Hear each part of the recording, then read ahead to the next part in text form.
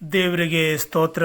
ನಿಮ್ಮೆಲ್ಲರಿಗೂ ಯೇಸು ಕ್ರಿಸ್ತನ ಹೆಸರಿನಲ್ಲಿ ನನ್ನ ವಂದನೆಗಳು. ಈ ದಿನದ ದೇವರ ವಾಕ್ಯ ಕೊಲೊಸ್ಸೆಯವರಿಗೆ ಬರೆದ ಪತ್ರಿಕೆ 3ನೇ ಅಧ್ಯಾಯ 16 ಮತ್ತು 17 ವಚನಗಳು ನಾವು ಧ್ಯಾನ ಮಾಡೋಣ. ಪ್ರೀತಿಯ ದೇವರ ಮಕ್ಕಳೇ, ಎಲ್ಲರಿಗೂ good morning. Praise the lord. ದೇವರ ವಾಕ್ಯವನ್ನು ನಾವು ನೋಡೋಣ. ಕ್ರಿಸ್ತನ ವಾಕ್ಯವು ನಿಮ್ಮಲ್ಲಿ ಸಮೃದ್ಧಿಯಾಗಿ ವಾಸಿಸಲಿ. ಹೌದು ಪ್ರೀತಿಯ ದೇವರ ಮಕ್ಕಳೇ, ದೇವರ ವಾಕ್ಯ ನಮ್ಮೊಂದಿಗೆ ಮಾತನಾಡ್ತಕ್ಕಂಥದ್ದಾಗಿದೆ.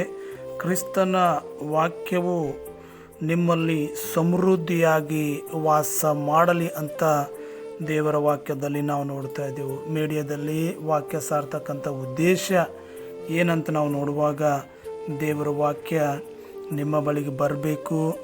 ದೇವರ ವಾಕ್ಯ ನಿಂಬಲ್ಲಿ ಏನು ಮಾಡ್ಬೇಕಂದ್ರೆ ಸಮೃದ್ಧಿಯಾಗಿರಬೇಕು.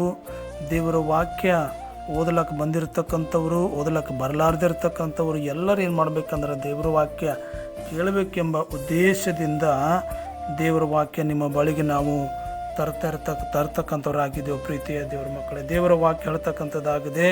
ಪೌಲನು ಬರಿತಾ ಇದ್ದಾನೆ, ಕ್ರಿಸ್ತನ ವಾಕ್ಯ ನಿಮ್ಮಲ್ಲಿ ಸಮೃದ್ಧಿಯಾಗಿ ವಾಸ ಮಾಡಲಿ ಎಂಬುದಾಗಿ. ಹೌದು, ದಿನಾಲು ವಾಕ್ಯಗಳನ್ನು ಕೇಳ್ತಾ ಇದ್ದೀರಾ, ದೇವರ ವಾಕ್ಯದಲ್ಲಿ ಬೆಳೀತಾ ಇದ್ದೀರಾ, ಪ್ರಾರ್ಥನೆಗಳನ್ನು ಮಾಡ್ತಾ ಇದ್ದೀರಾ, ಅಥವಾ ಒಂದು ಕಿವಿಯಿಂದ ಕೇಳಿ ಇನ್ನೊಂದು ಕಿವಿಯಿಂದ ದೇವರ ವಾಕ್ಯಗಳನ್ನು ಮರೆತು ಹೋಗ್ತಾ ಇದ್ದೀರಾ? ಪ್ರೀತಿಯ ದೇವರ ಮಕ್ಕಳೇ, ಮರೆತು ಹೋಗದೆ ದೇವರ ವಾಕ್ಯಗಳನ್ನು ನೆನಪಿನಲ್ಲಿಟ್ಟುಕೊಂಡವರಾಗಿ ಅದರಲ್ಲಿ ಎಚ್ಚರವಾಗಿದ್ದುಕೊಂಡು ನಾವು ನಡೆಯಬೇಕಾಗಿದೆ. ಆಲೋಚನೆ ಮಾಡೋಣ. ಕ್ರಿಸ್ತನ ವಾಕ್ಯ, ದೇವರ ವಾಕ್ಯ ನಿಮ್ಮಲ್ಲಿ ಸಮೃದ್ಧಿಯಾಗಿ ಇದೆನಾ ಅಥವಾ ಇಲ್ಲ ಎಂಬುದಾಗಿ ಆಲೋಚನೆ ಮಾಡೋಣ. ಕ್ರಿಸ್ತನ ವಾಕ್ಯ ನಿಮ್ಮಲ್ಲಿ ಸಮೃದ್ಧಿಯಾಗಿ ವಾಸ ಮಾಡಲಿ ಎಂಬುದಾಗಿ. ಸಕಲ ಜ್ಞಾನದಿಂದ ಕೂಡಿದವರಾಗಿರ್ರಿ ಎಂಬುದಾಗಿ. ಎರಡನೇದಾಗಿ ಆತನು ಹೇಳುತ್ತಾನೆ, ಸಕಲ ಜ್ಞಾನದಿಂದ ಕೂಡಿದವರಾಗಿರ್ರಿ. ಕಡೆಯ ಕಾಲದಲ್ಲಿ ಯೇಸು ಕ್ರಿಸ್ತನು ಬರ್ತಕ್ಕಂಥ ಟೈಮಲ್ಲಿ ನಾವಿದ್ದೇವೆ. ಸಕಲ ವಿಧವಾಗಿರುವ ಜ್ಞಾನದಿಂದ, ಲೌಕಿಕ ರೀತಿಯಾಗಿರುವ ಜ್ಞಾನದಿಂದ ನಾವು ಕೂಡಿದವರಾಗಿರಬೇಕಾಗಿದೆ. ಆತ್ಮಿಕವಾಗಿರ್ತಕ್ಕಂಥ ಜ್ಞಾನದಿಂದ ನಾವು ಕೂಡಿದವರಾಗಿರಬೇಕಾಗಿದೆ. ಎರಡು ಜ್ಞಾನಗಳನ್ನು ನಾವು ಸಂಪಾದಿಸಿಕೊಳ್ಳಬೇಕಾಗಿದೆ. ಮತ್ತು ಮೂರನೇದಾಗಿ ಆತನು ಹೇಳುತ್ತಾನೆ, ಒಬ್ಬರನ್ನೊಬ್ಬರು ಉಪದೇಶ ಮಾಡಿಕೊಳ್ಳಿರಿ ಎಂಬುದಾಗಿ. ಒಬ್ಬರನ್ನೊಬ್ಬರು ಏನು ಮಾಡಿರಿ ಅಂದ್ರೆ ಹೇಳಿಕೊಳ್ಳ್ರಿ, ಉಪದೇಶ ಮಾಡಿಕೊಳ್ರಿ. ಒಬ್ಬರನ್ನೊಬ್ಬರು ಏನು ಮಾಡಲಿ ಅಂದ್ರೆ ನೀವು ಒಬ್ಬರಿಂದ ಒಬ್ಬರು ಏನು ಮಾಡಿರಿ ಅಂದ್ರೆ ನೀವು ಹೇಳಿಕೊಂಡು ಕೇಳಿಕೊಂಡು ದೇವರ ವಾಕ್ಯ ಏನು ಮಾಡಿರಿ ಅಂದ್ರೆ ನೀವು ಕಲಿತುಕೊಳ್ರಿ ಅಂತ ದೇವರ ವಾಕ್ಯ ನಮ್ಮೊಂದಿಗೆ ಮಾತನಾಡ್ತೀವಿ. ನಾಲ್ಕನೇದಾಗಿ ನೋಡ್ತೀವಿ, ಬುದ್ಧಿ ಹೇಳಿಕೊಳ್ಳಿ ಎಂಬುದಾಗಿ. ಬುದ್ಧಿ ನಾವು ಹೇಳಬೇಕಾಗಿದೆ. ಏನಾದರೂ ತಪ್ಪು ಮಾಡುವಾಗ, ತಪ್ಪು ದಾರಿಯಲ್ಲಿ ಹೋಗುವಾಗ ಒಬ್ಬರನ್ನೊಬ್ಬರು ಎಚ್ಚರಿಸಿಕೊಳ್ಳುತ್ತಾ, ಒಬ್ಬರನ್ನೊಬ್ಬರು ಬುದ್ಧಿ ಹೇಳಿಕೊಳ್ಳುತ್ತಾ ದೇವರ ಸನ್ಮಾರ್ಗದಲ್ಲಿ ನಾವೇನು ಮಾಡಬೇಕಂದ್ರೆ ನಡೆಯಬೇಕಾಗಿದೆ. ಪ್ರೀತಿಯ ದೇವರ ಮಗನೇ, ಪ್ರೀತಿಯ ದೇವರ ಮಗಳೇ, ಕರ್ತನ ಕೃಪೆಯನ್ನು ನೆನೆಸಿಕೊಳ್ಳಿ ಎಂಬುದಾಗಿ. ಕರ್ತನ ಕೃಪೆಯನ್ನು ನೆನೆಸಿಕೊಳ್ಳಿ. ಆತನ ಕೃಪೆಯು ದಿನ ದಿನವೂ ಹೊಸದಾಗಿದೆ. ಆತನು ನಮಗೆ ಹೊಸ ಕೃಪೆಯಿಂದ, ನೂತನ ಕೃಪೆಯಿಂದ ನಮ್ಮನ್ನು ತುಂಬಿಸುತ್ತಾ ನೂತನ ದಿನದಲ್ಲಿ ಆತನು ನಮ್ಮನ್ನು ನಡೆಸುತ್ತಾ ಇದ್ದಾನೆ. ಕರ್ತನ ಕೃಪೆ ಏನು ಮಾಡ್ರಿ ಅಂದ್ರೆ ನಿಮ್ಮ ಜೀವಿತದಲ್ಲಿ ಏನು ಮಾಡ್ರಿ ಅಂದ್ರೆ ನೆನೆಸಿಕೊಳ್ಳ್ರಿ. ಪ್ರೀತಿಯ ದೇವರ ಮಕ್ಕಳೇ, ಒಂದೊಂದು ದಿನ ದೇವರು ನಮ್ಮನ್ನು ತೋರಿಸ್ತಾ ಇದ್ದಾರೆ. ಒಂದೊಂದು ದಿನದಲ್ಲಿ ದೇವರು ನಮ್ಮನ್ನು ಜೀವಿತರ ಸಂಖ್ಯೆದಲ್ಲಿಟ್ಟಿದ್ದಾರೆ.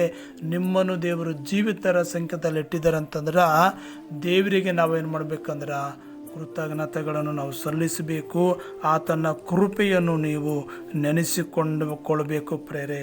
ಮತ್ತು ನಾವು ನೋಡ್ತೇವೆ, ಕೀರ್ತನೆಗಳಿಂದಲೂ ಸಂಗೀತಗಳಿಂದಲೂ ಆತ್ಮ ಸಂಬಂಧವಾದ ಹಾಡುಗಳಿಂದಲೂ ಎಂಬುದಾಗಿ. ಹೌದು, ಕೀರ್ತನೆಗಳಿಂದ ಆತನನ್ನು ನಾವು ಸ್ತುತಿಸಬೇಕಾಗಿದೆ.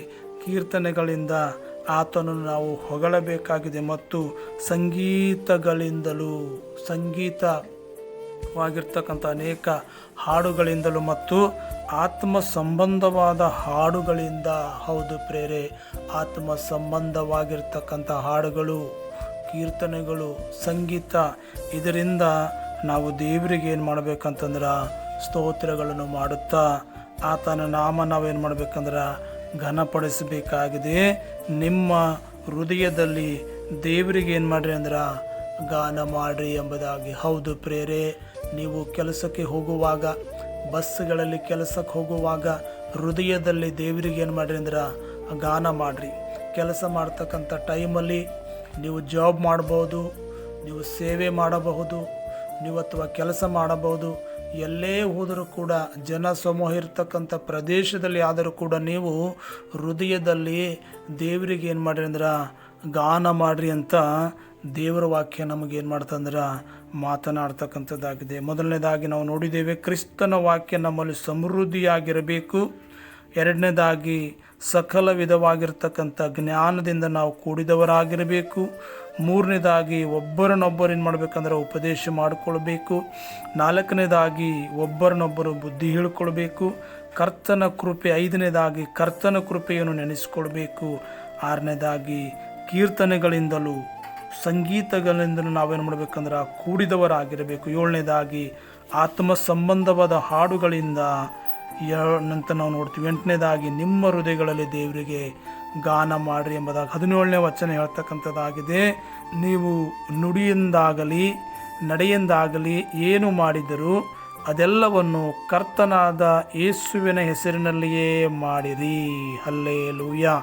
ಆತನ ಮೂಲಕ ತಂದೆಯಾದ ದೇವರಿಗೆ ಕೃತಜ್ಞತೆ ಸ್ತುತಿಯನ್ನು ಸಲ್ಲಿಸಿರಿ ಎಂಬುದಾಗಿ. ನೀವು ಏನೇ ಮಾಡಿದರೂ ಕೂಡ ನೀವು ನುಡಿಯಿಂದಾಗಲಿ ನಡೆಯಿಂದಾಗಲಿ, ಹೌದು ಪ್ರೇರೆ, ನಮ್ಮ ಒಂದು ಮಾತುಗಳಿಂದಾಗಲಿ ಅಥವಾ ನಮ್ಮ ಒಂದು ನೀವು ನುಡಿಯಿಂದಾಗಲಿ ನಡೆಯಿಂದಾಗಲಿ ಏನು ಮಾಡಿದರೂ ಅದೆಲ್ಲವನ್ನು ಕರ್ತನಾದ ಯೇಸುವಿನ ಹೆಸರಿನಲ್ಲಿಯೇ ಮಾಡಿರಿ. ಹೌದು ಪ್ರೇರೆ, ನಮ್ಮ ಒಂದು ನಡತೆಯಿಂದಾಗಲಿ ನಮ್ಮ ಒಂದು ಮಾತುಗಳಿಂದಾಗಲಿ ನಾವು ಏನೇ ಮಾಡಿದರೂ ಕೂಡ ಕರ್ತನಾದ ಯೇಸುವಿನ ಹೆಸರಿನಲ್ಲಿ ನಾವೇನು ಮಾಡಬೇಕಾಗಿದೆ ಅಂದ್ರೆ ಮಾಡಬೇಕಾಗಿದೆ. ಆತನ ಮೂಲಕ ತಂದೆಯಾಗಿರ್ತಕ್ಕಂಥ ದೇವರಿಗೆ ಕೃತಜ್ಞತಾ ಸ್ತುತಿ ನಾವೇನು ಮಾಡಬೇಕಂದ್ರೆ ಸಲ್ಲಿಸಬೇಕಾಗಿದೆ. ಯೇಸುವಿನ ಮೂಲಕವಾಗಿ ತಂದೆಯಾಗಿರ್ತಕ್ಕಂಥ ದೇವರಿಗೆ ನಾವು ಕೃತಜ್ಞತಾ ಸ್ತುತಿಯನ್ನು ಏನು ಮಾಡಬೇಕಂದ್ರೆ ಸಲ್ಲಿಸಬೇಕಾಗಿದೆ. ಆತನು ಮಾಡಿರೋ ಉಪಕಾರಗಳು ನಾವು ನೆನೆಸಿಕೊಂಡು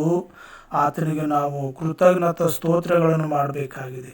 ಆತನಿಗೆ ನಾವು ಥ್ಯಾಂಕ್ಸ್ ಹೇಳಬೇಕಾಗಿದೆ. ಆತನಿಗೆ ನಾವು ವಂದನೆಗಳನ್ನು ಸಲ್ಲಿಸಿ ಆತನ ಹಾದಿಯಲ್ಲಿ ನಾವು ನಡೆಯೋಣ. ಪ್ರೇರೆ, ಕರ್ತನು ತಾನೇ ಈ ಒಂದು ವಾಕ್ಯದಿಂದ ನಿಮ್ಮೆಲ್ಲರಿಗೆ ಏನು ಮಾಡಿ ಅಂದರೆ ಆಶೀರ್ವಾದ ಮಾಡಿ ನಡೆಸಲಿ. ಎಲ್ಲರಿಗೂ ಪ್ರೈಸ್ ದ ಲಾರ್ಡ್.